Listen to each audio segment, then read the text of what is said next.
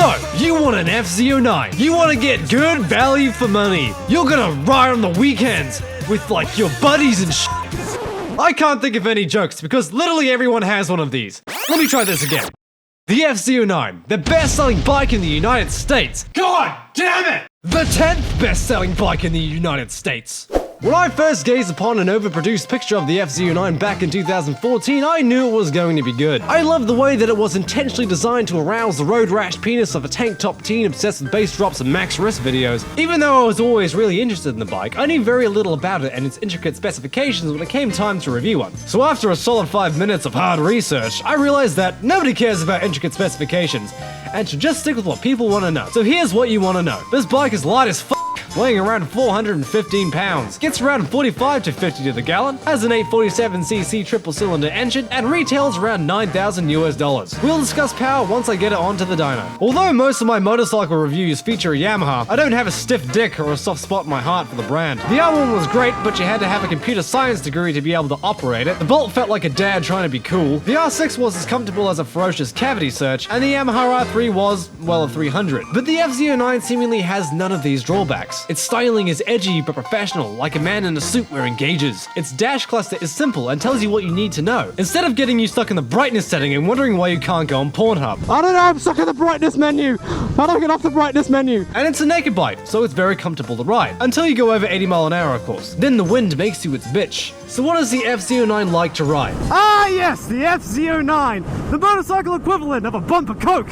So for those of you that don't know, I actually test rode an FZ-09 a few months ago on a Yamaha test ride. And man, did this bike make a hell of an impression on me. Check it out. Oh yeah, here we are on the FZ-09. The entire ergonomics of this bike is completely different from the FJ. Where the FJ felt like the conservative dad that drinks a beer occasionally, this feels like a college student chugging a keg. The riding position, it buries your crotch within the tank. So yep, you're gonna make love to this and get an STD. The temptation to pop a willy on this thing is just insane. It's like the temptation a 14-year-old has to masturbate. God damn it, I want one now. The FZ-09 has such a personality. It's laughably enthusiastic about doing 20 of the speed limit, and it's so wheelie happy you'd be forgiven for thinking it has aspirations of becoming a unicycle. Wow, wheelie! The engine is the best part about the bike by far, which is usually Yamaha's strong point. You have 3 modes to choose from: A mode, standard mode, and B mode, which stands for bitch mode.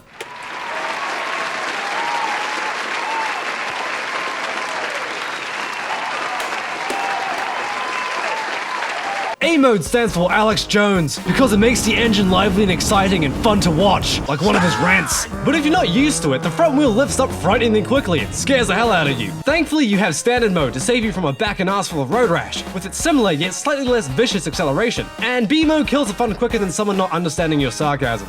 I do have the impression that FZ stands for frightened zebra, because this thing accelerates like it's being attacked by poachers. While there is an enormous amount of torque for a bike this size, the power does drop off very quickly. It's kind of like building up for a bass drop that never comes. A very important thing to remember when riding the FZ-09 is that you must wear protection, because this motorcycle comes in with a built-in STD.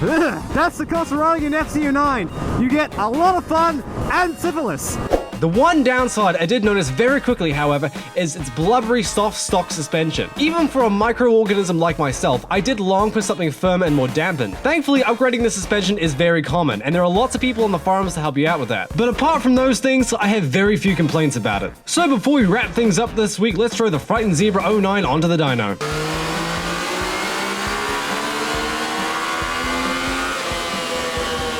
(102 horsepower and 79 foot-pounds of torque).